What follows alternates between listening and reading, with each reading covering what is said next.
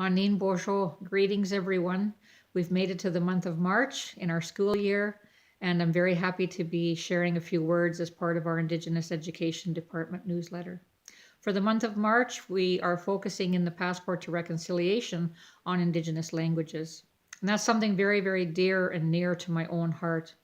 I have dedicated the past 30 years of my life, plus more than that, even in terms of my own learning and commitment to being a lifelong learner, but sharing every bit of language that I know and that I've been taught with people in my own community, from children to youth to adults and elders, and feel very, very honored and privileged that I've had the blessing to do that work, to really focus in on the importance of our ancestral language, our birthright. So for me, with that being a topic to promote more learning around, I'm very happy about that. And the Passport to Reconciliation is laid out in such a good way that it gives you ideas each week as to what you can focus in on. You know, in terms of learning, one of the things is the Michif language of the Métis people, our Anishinaabe language, looking at Indigenous place names, you know, because there's so many places all around that the names actually originate from an Indigenous language, and you know the significance of what that place meant, symbolized, whatever is captured in language. So there's lots of ideas in terms of supporting you in looking at that and spending some time, learning more in terms of the importance of our languages. And I was also thinking, you know, I'm going to reintroduce myself, but I'm going to do that in the language to say that Melody Ondag Indigenous, Alderville First Nation and Dunjaba, Mississaugas, Anishinaabe, and Dow. That I am Melody Crowe from Alderville First Nation, and that a Mississauga Anishinaabe is who I am, an Ojibwe woman. And I'm very proud to speak that language as part of this video. And, when I think about that language, I've spoken many times throughout my life of how that's like a lens to look through. It offers a worldview into, the way that people think, hold values, that philosophy. And, because our words are not just those words put together. That's the heart and soul of our people. And that's how we feel about our Anishinaabe language. It's the heart and soul of our people.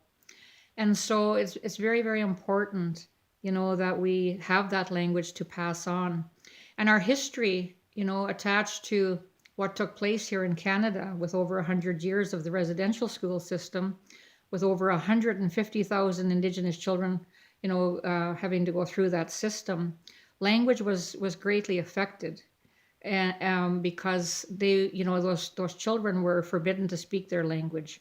And even in our own communities here, for those that didn't go to residential school, that was really, really ingrained in our families, where they didn't even feel safe to speak the language in front of the younger people for fear that they'd be taken away. So there was a gap in being able to pass that on in some of our communities over the years. And it wasn't just something that we all got to grow up speaking, even though it is our birthright to do so. It's our own birthright to speak our ancestral languages. And so for a government and churches, as part of that residential school system, to take it upon themselves to take that language away intentionally by forbidding those children to speak the language is something, first and foremost, to really take that in terms of being, I guess, taking away someone's language, is a way of taking away voice, taking away identity, culture, everything that's attached to the way one thinks, the way one speaks.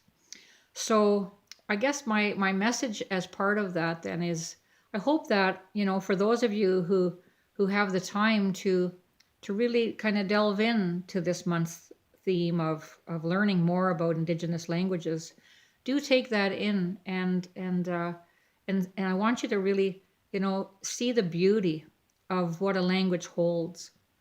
I share just this as one example, and I've shared this many times, and may have even spoke this on videos here before, because I use this example of our language in describing the word for rainbow. That's an example I like to use. We've all seen a rainbow, and that rainbow in our language is Nimki Nob Kawagan. That's one of the ways that describes a rainbow. But what that really describes is the thunderer's necklace. Nimki is the word for thunder, and that Nob Kawagan is our word for a necklace or a scarf. And when we see that rainbow in the sky, that beautiful colored rainbow stretching across the sky after a rain or a storm, and we think in terms of how that translates in our language, is that thunderer's necklace. And I think, how beautiful is that? That's one example of the beauty that our language holds. And so there are words that even can't translate from English to Anishinaabe,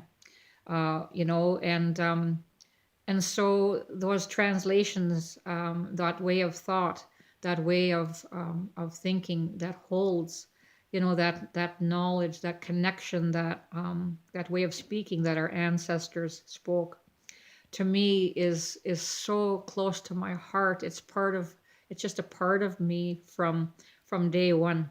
And I'm just so lucky that I got to grow up with some of the language in my life, and that I felt so passionate and loving it so much that that I feel like I have devoted my life to promoting our language, to encouraging our people in our community to speak every little bit of language that they know, and to feel proud of that. And so speaking, in my work setting about our language, I guess is a way of being able to just share how what happened historically, was such a tragic thing, obviously in so many ways. But if you really take in how the language, taking away the language, forbidding the language, was such a tool in that goal of assimilation, and that goal to wipe out those policies that became known as genocide policies, and using that language in terms of forbidding those children to speak their language, what an impact that has made. And yet I'm proud to say that our languages are still here, and and yet many are at risk. The United Nations has declared 2022 to 2032 as the decade of Indigenous languages, to actually draw attention globally to our languages, to our Indigenous languages, and how many are at critical risk, and the reasons behind that. At the end of this month of March is National Indigenous Languages Day. And that's been around for a long time as well, to recognize our language, to acknowledge it, for us to feel proud in using that language. And so I'm just happy to share as part of this video, to encourage you to delve in, use the prompts through each week. That's been a part of the Passport to Reconciliation to look at. And because to us, our language is more than words put together. It's the heart and soul of our people. So it's something very, very personal, and something that's a part of who we are.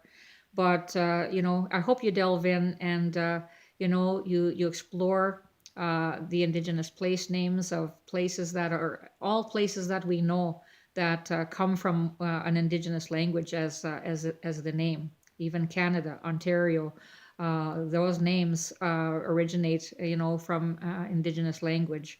So I guess I just want to encourage you, and say that I hope you find, by the end of the month, that you can, really appreciate the importance of our Indigenous languages, and maybe have learned just how much those languages being forbidden throughout our history has impacted the speakers, and that in our communities we're working so hard to keep our languages going, and our young people are learning it in some of our schools and in our daycares, and feel very, very proud and strong about that. And so I'm just really pleased to be able to say a little bit about that. So Miigwech for listening, and I hope you have a good month ahead. Miigwech.